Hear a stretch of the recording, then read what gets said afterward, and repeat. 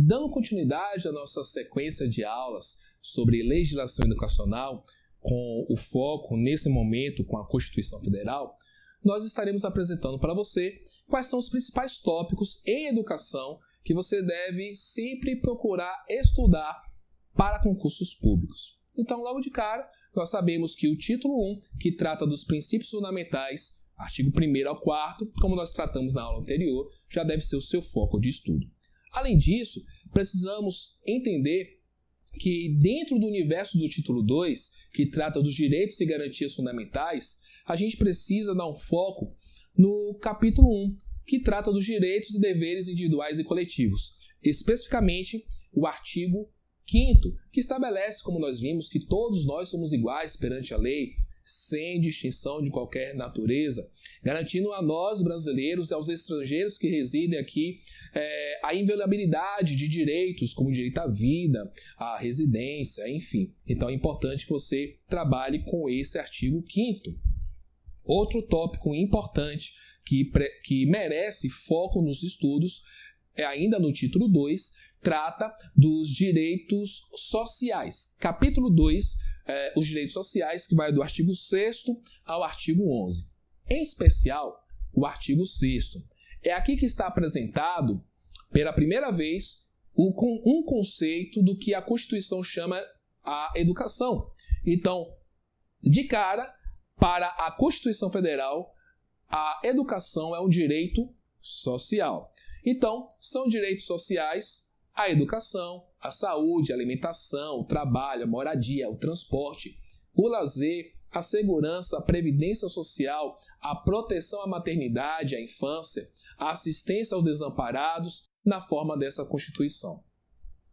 Infelizmente, muitas das coisas a gente precisa memorizar, porque há bancas que gostam de suprimir determinados direitos sociais e utilizar essas ausências ou acréscimo de outros direitos que não compõem esse artigo como forma de induzir você ao erro. Então, no que diz respeito ao artigo 6º, eu considero importante que você possa memorizar cada um desses direitos, lembrando que a educação é o primeiro deles. O artigo 7º, ainda dentro desse capítulo 2, que trata dos direitos sociais, nós temos uma outra menção interessante da educação. Não é costume cair, mas já houve casos de bancas utilizarem esse artigo para provas na área da educação, em que a Constituição Federal foi requisitada como um dos conteúdos problemáticos. Então, no artigo 7º, nós temos aí estabelecido que são direitos dos trabalhadores urbanos e rurais, além de outros que visam a melhoria de sua condição social, o inciso 4, destacando o direito do salário mínimo, fixado em lei, nacionalmente unificado, capaz de atender às suas necessidades vitais básicas e as de sua família, como moradia, alimentação e a educação. Então perceba que a educação entra aí como uma necessidade que deve ser atendida também pelo salário mínimo, que é um direito do trabalhador, seja ele urbano, seja ele rural. Além disso, é necessário que nesse salário mínimo possa atender ele também nos aspectos da saúde, do lazer, do vestuário, da higiene, transporte e previdência social, com reajustes periódicos que ele preserve o poder aquisitivo, sendo vedada sua vinculação para qualquer fim. Dando continuidade, outro foco de estudo que eu destaco para nós está no título 3 da Organização do Estado. O capítulo 1 apresenta para nós a organização político-administrativa, aí dentro de 2 artigos, mas no capítulo 2, que trata da União, eu chamo a atenção aos artigos 20 a 24, que vai trazer para nós algumas competências da União e que são direcionadas para a área de educação. Por exemplo, nós temos que compete privativamente à União legislar sobre as diretrizes e bases da educação nacional. Ou seja, compete à União estabelecer a Lei de Diretrizes Básicas que nós conhecemos, a Lei 9394 de 1996. Além disso, outra competência da União, só que no artigo 23 nós temos uma diferença. No artigo anterior que nós vimos, que trazia como uma competência privativa da União. Aqui nós temos uma competência comum da União, dos Estados, do Distrito Federal e dos municípios. No inciso 5º, nós temos que essa competência comum proporcionar os meios de acesso à cultura, à educação, à ciência, à tecnologia, à pesquisa e à inovação. Talvez uma forma das bancas criarem distratores é misturar essas competências privativas e competências comuns. Então é importante que você estabeleça de fato o que compete a quem, de maneira como está definida na Constituição Federal. Além disso, no artigo 24, outra competência, agora essa competência diz respeito à forma como a União, os Estados e ao Distrito Federal, o que compete a essas três esferas, legislar concorrentemente sobre, entre vários aspectos, a educação, a cultura, ensino, desporto, ciência, tecnologia, pesquisa, desenvolvimento e inovação. Muito cuidado para não misturar com o artigo anterior. Seguindo na sequência de tópicos em educação da Constituição Federal, eu destaco aí do capítulo 4 dos municípios. As referências a essa esfera de poder está entre os artigos 29 a 31. O destaque é o artigo 30, que compete aos municípios. O inciso 6º estabelece que manter, com a cooperação técnica e financeira da União e do Estado, programas de educação infantil e de ensino fundamental. Preste bem atenção a essas duas etapas da educação básica. Então, no que compete aos municípios, os programas de educação infantil, a primeira etapa da educação básica, e ensino fundamental, a segunda etapa da educação básica. Seguindo, lembrando isso nos termos da Constituição Federal. O artigo 35 está dentro do capítulo 6, que trata da intervenção.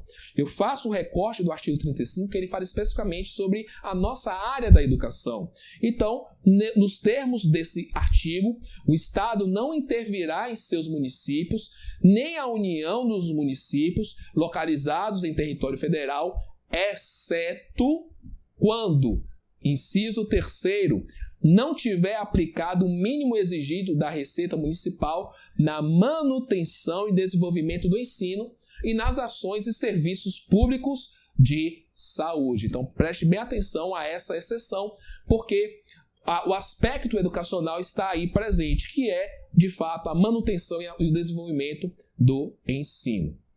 Dentro do mesmo título, nós temos aí o capítulo 7 da administração pública, que envolve os artigos 37 a 43, e o recorte que eu trago está exatamente no artigo 40, que nós temos um recorte para a área da educação.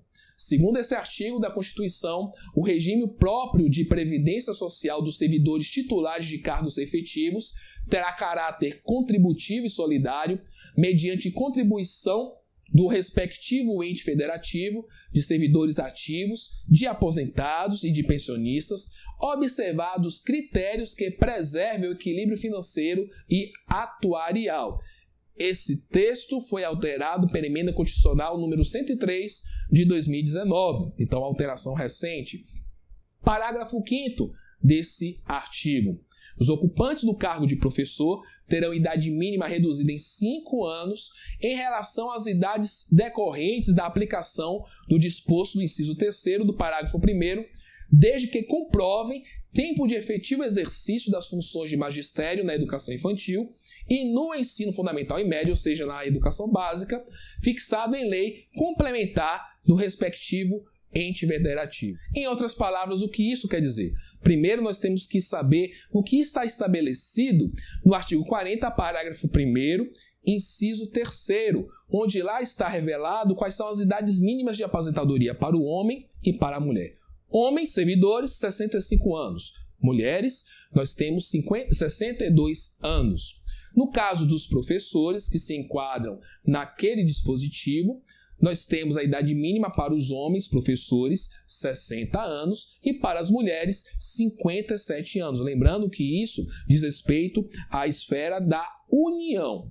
Estados, Distrito Federal e municípios estarão estabelecendo quais são as suas respectivas regras. Seguindo, nós temos essas mesmas referências de idade para os beneficiários do regime geral da Previdência Social. Isso lá no título 8 da Ordem Social, que trata da Seguridade Social, capítulo 2, na seção 3, especificamente entre os artigos 201, no artigo 201, parágrafos 7º e 8º. Então, mesma regra, homens 65 anos, mulheres 62 anos. Se for professor, atuante da educação básica, a idade mínima cai em 5 anos, então homens 60 anos, mulheres 57 anos de idade.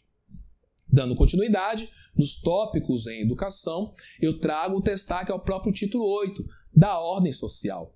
Nesse título nós temos o capítulo 1, que trata das disposições gerais, da disposição geral, em seu artigo 193. E eu faço esse recorte em que no caput é apresentado que a ordem social tem como base o primado do trabalho e como objetivo o bem-estar e a justiça sociais.